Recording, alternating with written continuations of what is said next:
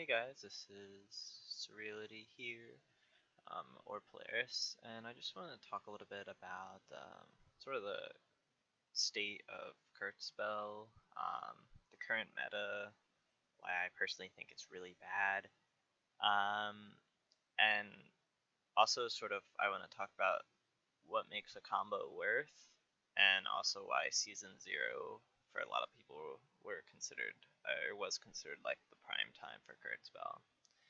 Um, So, in terms of like the current meta right now, and I know I released a video on what some of my thoughts on it earlier. Uh, it is a very poke meta right now, despite the most recent changes that they've made. It's still a poke meta, and there's a good reason for this. It's because pokes are always fresh. So the way that the combo limit and damage accumulation works is they actually work hand in hand. So the damage accumulation is triggered as you are performing a combo, and as the combo limit goes up. And so, what does this mean for pokes? Well, pokes are always fresh, essentially. As long as the pokes aren't breaking the person, that means the pokes aren't counting as a combo, and therefore the pokes are not going to have any type of damage accumulation affecting them. Uh, and so, because of this, it's actually very advantageous to poke. Because, again, unlike a combo, it's always going to be fresh. You're always going to be dealing the most amount of damage you possibly can. Um, and so, because of this, essentially combos are worthless. So even if you can do a combo, there's not really a reason to, because you probably just get more damage out of poking. And even if you could combo, double breakers, especially if you have Hammer as one of your breakers, can deal the same amount of damage as a Slayer can in a actual combo.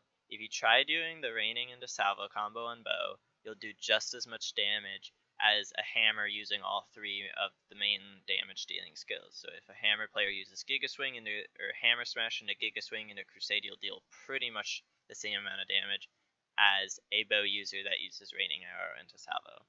So because of this, that Bow user has really no reason to even use Salvo anymore. It doesn't have any reason to even try to combo. If you thought it was annoying going against Bow before, at least they had to sort of combo you to deal a significant amount of damage. Now they don't even need to. It's just the game discourages them from doing so. Um, and so of course I've heard some arguments saying in terms of the good parts of the patches, hey, there's more neutral interactions, right? Um, but I'm like, well, why did we need more neutral interactions? There's less emphasis on team play anyway, because now there's like so many different escape options. And let's say I am dominating the opponent, why do I have to beat them like 3-4 times in a row just to kill them once? It doesn't make sense. Um, and sometimes, even if I pick up a person in a combo, or if I catch it and win neutral, it's actually probably better if I just reset neutral. Like, I've even had games where people combo me until the combo meter's like at 70%, and then any extra damage is like sort of worthless because they're going to trigger the combo limit. They're not going to get that much more damage, maybe 500, but I'm still going to be like at half health or something. So it's just not worth it. Like, if a poke would deal the same exact amount of damage and be safer for them, they sort of just want to drop the combo. And so I've seen people purposely drop me at like 70, 80, 90% through the combo limit because they're not dealing a significant amount of damage anymore. And it's just they're wasting more time and more resources doing that. And also, the risk of sort of being a Slayer, it's essentially not really there anymore. I mean, sure, they have less defense, but I've still seen Slayers be able to get out of a combo 3-4 times in a row, especially if your HP is 32,000, which, by the way, the poke meta and the changes have now made HP more important than ever. Now the devs have admitted to this, that HP is still an important stat. I have no idea how they plan on fixing or mitigating this problem. They could maybe cap the HP, get rid of HP as a stat. Of course, people would complain about compensation, which would be perfectly reasonable, so we'd have to see if they'd even deliver on that. Otherwise, I've heard people say, why don't you scale the damage reduction and the combo limit with HP? That's still going to give an advantage to people who have high HP, because, again, even if the combo limit and damage reduction still scales, they still have the ability to be peeled, and they're still just overall going to take less, or they're going to be able to take more hits, which means more time, which means more of your resources. So it's just HP is still going to be great. And of course, another thing that came was the stamina change. And I've heard arguments go back and forth about whether stamina change was a good thing. I've heard people say, well, it makes like the stamina stats useless, and that is actually pretty much true. And because that puts a bigger emphasis on HP. And to me, the stamina thing was a good and a bad change. I think it's good for certain karmas and bad for others. And so for like close range karmas, I actually think it's a good idea because, funny enough, the lack of stamina that we had, especially if you had a karma with a low stamina regen, actually discouraged aggressive play. If you think about it, like pre-patch, if you had low stamina, there was no reason for you to go in. And so for a lot of people, especially like me, I somewhat like to be aggressive. It sort of discouraged me to have to worry about my stamina when I was trying to approach and do whatever combos I wanted. It's sort of annoying that I had to worry about that. So I think in terms of being aggressive and doing a combo, I think the stamina change is fine.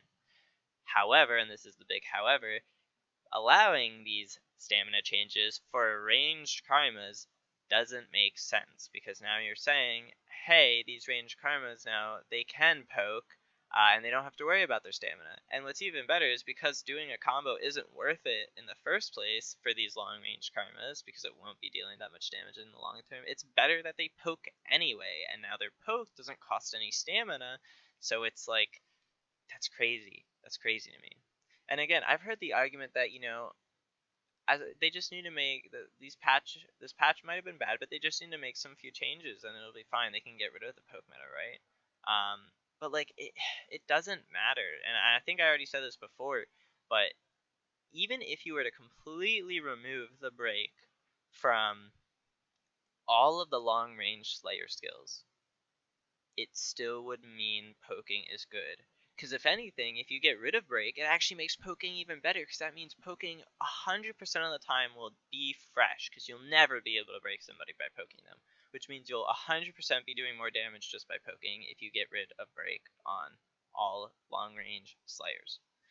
And so we now have a problem where we have like a fully different like balance thing that we have to approach if we're going with what we currently have, where we have to worry about, okay, how do we get rid of poke being so well, the way you would actually get rid of poke is by allowing people to combo. And so here's the thing, right? So actually, I'll get to that later, but another thing I wanted to get on is why it's not worth to do a combo, because I'm going to talk about why being able to do combos is actually the main counter to a poke meta. So there's a couple of reasons why it's actually not worth to do a combo. Obviously, I've mentioned the damage, the combo limit, the damage accumulation, but there's also so many escape options. Again, you have to win neutral so many times. There's like, you have Rage Break, you have Emergency Dodge, you have your teammate peeling, you have the combo limit meter. So you already have 4 escape options, and one of them can be triggered multiple times. Actually, 2 of them. Your teammate peeling you and the combo limit meter can both be triggered multiple times, as well as the emergency dodge if you happen to fall out of the person's combo. So there's so many ways for you to get out of a combo, and because of this, it actually just puts less emphasis on team play anyway, which I thought was a pretty unique thing about this game, was that there, at least at some point in time, was a pretty big emphasis on team play. And it's just not the case anymore. You don't get rewarded at all for, winning, essentially. um, and so here's why comboing is essentially a good counter to the poke meta, and also why I think Season 0, and a lot of people think Season 0 was a great meta. And to a new player, Season 0 might sound awful, especially if you're playing the game now, it might sound awful, right? In Season 0, there was no Rage Break, no combo limit meter, no damage accumulation reduction. If you caught somebody, you would be able to 100 to 0 them, and the only thing that would stop you is the other enemy peeling you.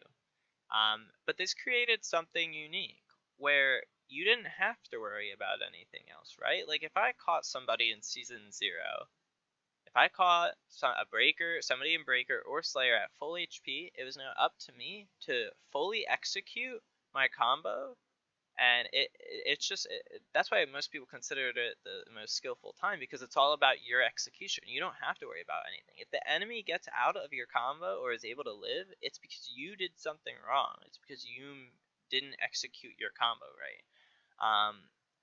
Now, obviously, there is the fact that the enemy could have peeled, which is where the team play became super important in Season 0. But again, like, Bo was a thing in Season 0, and Bo was super strong, actually, in early Season 0. So people were like, oh, well, then poking must have been a thing, right? At least in North America, it wasn't really, because, again, if we caught you in a combo, if you might have been poking us down to, like, half health or something, but as long as I caught you once, you're dead. Like, that's it. You tried poking us all the way from 100 to 0, but we caught you and were able to execute a combo that did 100 to 0.